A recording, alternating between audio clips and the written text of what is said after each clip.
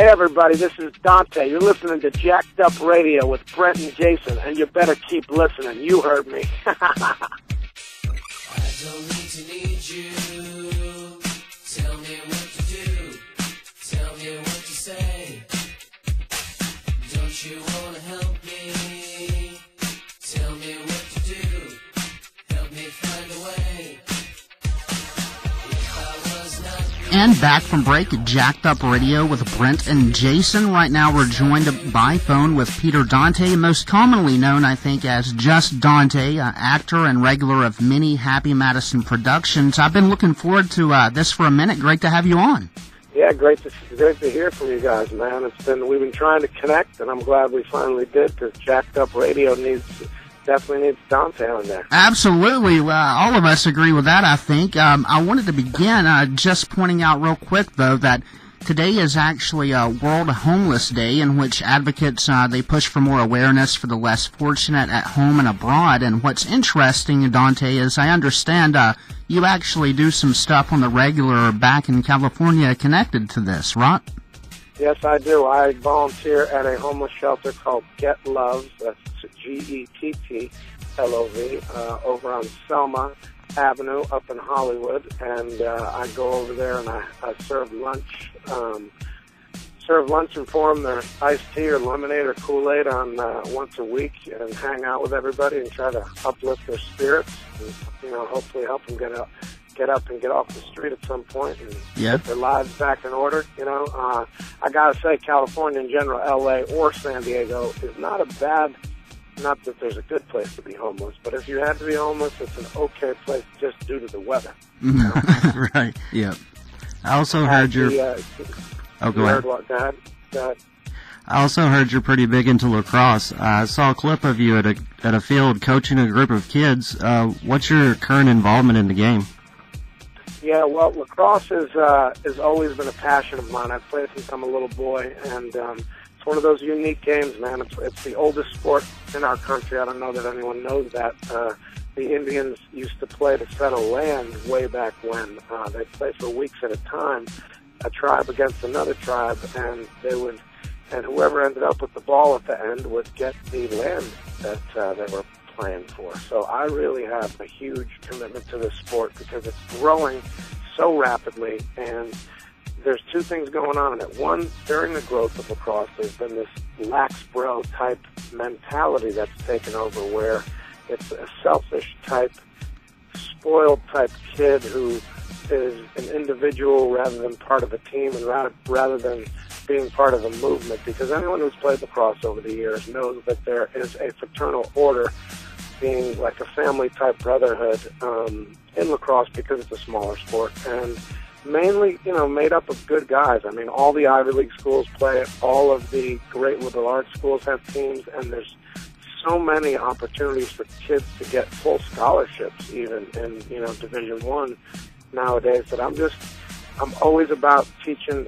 the kids the best fundamentals and mentoring them with the fundamentals of lacrosse and the fundamentals of life. If they listen better to me on the field, they listen better to their moms and dads at home, they listen better to their teachers in the classroom, and they do better in school and become a more complete person. So Adrenaline Lacrosse is a company that I coached the LXM Pro Tour for. We played in Austin, Texas, Philadelphia twice, Florida. We're playing in Arizona a month from this weekend. We just played in Utah in front of 3,200 kids. And what we're doing is we're making the youth movement just more aware of, if you're going to be a lacrosse player, you got to be a good guy. And the awareness program that I'm the guru for Adrenaline is a situation where we have events, like we have a breast cancer event for Kelly Rooney, the Rooney family, who lost a member of the family to breast cancer. And I have players and kids, young kids from the youth programs, volunteer and help at the events. And so while raising awareness on whatever, i.e. homeless, i.e. breast cancer, testicular cancer, because October is the month for cancer, as you see the pink all over the NFL and all that stuff. Right, yep. It helps these kids become more philanthropic, become more about being part of the team and part of the movement of keeping our universe connected and keeping us moving in the right direction, because I think that we've all over the world, we are getting looked upon as like that powerful, selfish nation that isn't really doing that well right now, you know? I agree with think you. if we bring, I think if we bring it back to some basics and we get the young kids on board with helping out and helping where they would not normally help, I think that it's going to help the future, you know? So it's a much bigger picture. I've been fortunate enough to work with Adam Sandler for 18 years now between his comedy albums and all the films I've done with him, and we also do some music on the scores of the films together, and we have a jam band together that we play the holiday party at, and we've even played a couple charity events. So in between my films, I like to give my time to helping the lacrosse community grow in a proper fashion, because it's going to become a big pro sport at some point here, you know? That's great. Yeah. It's a lot of fun, too. It's a lot of fun. So me and Alan Covert, when we talked, we found out we're both Miami Hurricanes fans. How about you? You know, it's funny. Growing up, I grew up in Connecticut, so being from Hartford, Connecticut, the only thing we ever had was the Hartford Whalers, and they got bought. They got bought and sent down south to North Kakalaki, where they ended up winning a Stanley Cup with our team captain Ron Francis still being the team captain, and so they're no longer an organization. So my loyalties in college ball and all that stuff, I don't really have any huge ones. I'm just an overall fan of sports and athletics, and specifically the athletes being people who do enough aside from their sport in the classroom and outside of the classroom so that they can have careers in other fields and sustain whatever they, you know, the level of play that they sustain on the field. They should be able to, you know, sustain in the classroom and in society so that they succeed. Right. Okay, well... Oh, go ahead. Go ahead. No, that's okay. Go ahead. Okay, well, staring back into the movie stuff, first of all, like you said earlier, you've been in a lot of Adam Sandler films, Big Daddy, Waterboy, and whatnot, and I'm sure you get this a lot, my all-time favorite is your role in Grandma's Boy as, you know, Dante. How close is the character to the real you? Well, it's funny because you know, Nick Swartzen, my buddy, did a big comedy special where he actually does an impression of me actually smoking real weed on set, which is not the case.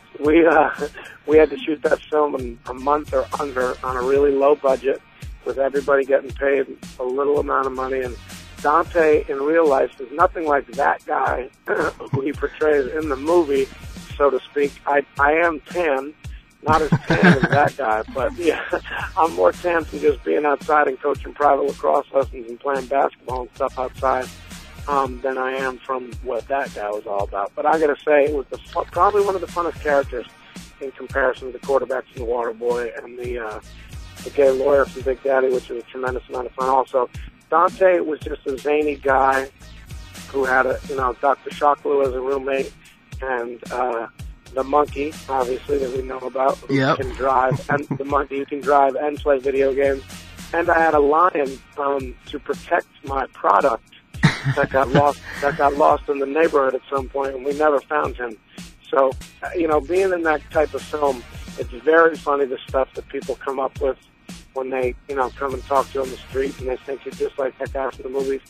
And to me, it's a compliment, but it's like, hey, man, I was acting. That's my job. Yeah, right. I'm not truly like him, and no, I don't want to go smoke with you right now, but God bless you if you do, and it's becoming, that whole legalization process will be coming through at some point, I believe. That's all testament to your acting, though. There, you got people coming up right. to you. That's right. Yeah, they believe that I'm exactly like that guy. But I think Grandma's Boy was one of the biggest cult classics ever in comedy films. I'm a huge fan of comedies, and the movie is just quoted so much. I mean, anywhere I go, including last night after the Here Comes the Boom premiere, I had people from 20 years old to 50 years old coming up to me and just saying random lines like, you can't raise your voice like that when the lion gets here, and I look up the tree, and I look up in the tree and I see the effing king of the jungle, that kind of stuff. Yeah. So it being as quotable as it is, I gotta say, it's holding its weight among all the classics. As a funny thing, I was in Utah, and the hotel that my pro lacrosse team and I were staying at, we were staying with the BYU football team the night before they played Hawaii. Oh, that's cool. And, yeah, it was funny. So the kids, the starting lineup was like, hey, will you make a video for us for us to beat the Rainbow Warriors tomorrow and whatever. And so I did my Waterboy character and made a video for them. And so that, sweet. they all, Adam is such a genius, comedic genius, and such a good writer that all of the characters just seem to like stick out, and that will hold true in Grown Ups too as well, where Shaq and I play the local cops, and so now people will be coming up to me and asking me if I'm a cop in real life. So hopefully they'll understand that I was just acting, because I'm not a cop and I'm not a weed dealer, and I definitely didn't play quarterback down in Louisiana anyway. But, yeah. You also wrote and produced a movie. Are you going to be involved heavily in other projects anytime soon?